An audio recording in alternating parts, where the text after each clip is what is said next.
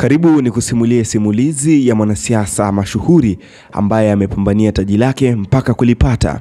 Mwanzo ulikuwa ni mgumu, lakini mwisho wa siku akapambana na ugumu huu ambao aliupata mwanzo mpaka kutoboa, na hivi sasa yuko sehemu ambayo kila mtu anamiminia sifa nyingi. Simulizi ya safari ya Baba Levo, msanii aliyekuwa kiongozi na hivi sasa ni kiongozi. Katika kijiji cha huko Kigoma ambapo ndipo ilipo kando ya ziwa Tanganyika, alizaliwa kijana aliyekuja kutambulika kwa jina la Baba Levo. Jina lake halisi ni Clayton Revocatus Chipando, lakini kwa muda mrefu kabla ya siasa jina hilo alihisi halikuwa maarufu kama ule mlio jina lake la kisanii ulobeba ladha ucheshi na wanamuziki. Sura ya kwanza tutaenda kuangalia kuhusu sauti ya msanii huyu. Kabla hajavaa suti za kisiasa, Baba Levo alikuwa msanii wa muziki katika mtaa. Vijana walimfahamu kwa jina lake, ambapo kiigizo chake cha msimamo yake ya kejeli na kwa uwezo wake wa kuchanganya uhalisia wa maisha na muziki unaosikika kwenye basi, kwenye boda na kwenye baa ndogo ndogo za Kigoma. Muziki ulimjenga, ukamfanya onekane, ukamtoa nje ya kivuli cha maisha ya kawaida, lakini ndani yake palikuwa na kitu zaidi, hamu ya kutumikia watu. Sura ya pili tutaenda kuangazia kuhusu udiwani wa Mwanga Kaskazini. Siku moja baada ya kuona changamoto katika jamii yake, barabara zisizopitika, huduma hafifu na vijana waliokata tamaa, Baba Levo aliingia kwenye siasa kupitia ACT Wazalendo. Alichaguliwa kuwa diwani wa Mwanga Kaskazini. Hapo ndipo watu walipoanza kumuona kama sura mbili, yani msanii anejua maneno na kiongozi anejua matatizo ya watu. Alihubiri kwamba udiwani si ajira bali ni wito. Kwa hiyo aliendelea na muziki akisema, sitaacha muziki maana watu wanahitaji burudani kama wanavyohitaji maendeleo. Sura ya tatu, misukosuko na kutokukata tamaa. Hapa tena kuangazia magumu ambayo alipitia Baba Levo kabla ya kuja kula keki hii ambayo anaila hivi sasa. Safari yake ya uongozi haikuwa imenyoka. Alipitia mahakamani, akakutana na mashtaka na hukumu zilizotikisa jina lake kwenye vyombo vya habari. Wapo waliomcheka, wapo waliomlaumu na wapo waliomfariji. Lakini hata alipokumbana na dhoruba hakurudi nyuma. Mahakama zingine zilimwacha, nyingine zikamhukumu, lakini ndani yake alibaki na imani kuwa safari yake haijaisha. Hayo yote yakamjenga kwenye uongozi ukomavu. Sura 4 tena kuangazia kuhusu kuvaa magwanda ya kijani, kwa maana kuingia katika chama cha CCM, Chama cha Mapinduzi.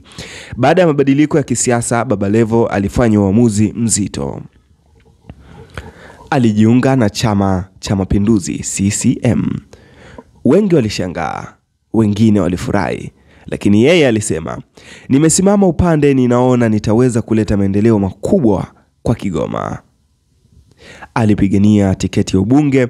Kwenye kura za maoni akubaki mbali na ushindi, na chama chake kikatambua kama chaguo sahihi kwa jimbo la Kigoma mjini. Sasa tuangazie sura ya 5 ambapo Baba Levo anaingia bungeni kwa mara ya kwanza. Historia mpya ambayo aliandika katika nchi ya Tanzania, lakini pia katika maisha yake binafsi. Mwaka 2025 ulipochomoza, historia mpya ikaandikwa. Revocatus Chipando Clayton Baba Levo akawa mbunge mteule wa Kigoma mjini. Watu wa Kigoma wakamkabidhi ndoto zao, matatizo yao na matumaini yao. Aliapa kuwatumikia, akazindua kampeni za maendeleo: maji, umeme, uwanja wa ndege, barabara, akisema kuwa safari ya mkoa huu ambao kwa muda mrefu ulionekana kusaulika sasa inaanza kuamka upya. Akaahidi mkutano huu kwa shukrani, si kama sherehe bali kama ishara ya kwanza ukurasa mpya wa kazi. Mwisho na mwanzo wa Baba Levo. Leo hii Baba Levo ni zaidi ya msanii, ni zaidi ya diwani wa zamani, kiongozi anayebeba ndoto za watu wa miji yenye historia ndefu ya biashara, mapambano na matumaini. Sasa tuangalie historia yake doti kwa doti, alipopita, alipokuwa, ukuaji wake ulikuwaje. Baba Levo awali amejulikana kama msanii wa muziki. Alikuwa mgongoni mwa wasanii wa kizazi kipya kama sehemu ya kundi, yani Move Music ya Bongo Flava. Hata alipokuwa akiingia katika siasa, yani udiwani, alikiri kwamba udiwani hauna mtonyo, yani sio kazi ya kupata pesa lakini ya kuwakilisha wananchi. Hivyo akiendelea kufanya muziki badala ya kuacha kabisa. Baba Levo alishiriki siasa kwa diwani wa kata ya Mwanga Kaskazini katika manispaa ya Kigoma Ujiji kupitia chama cha ACT Wazalendo. Alijieleza kwamba aliona udiwani ni uwakilishi, sio ajira kutegemea. Hivyo hata akiwa diwani aliendelea na muziki. Changamoto na kesi za mahakama.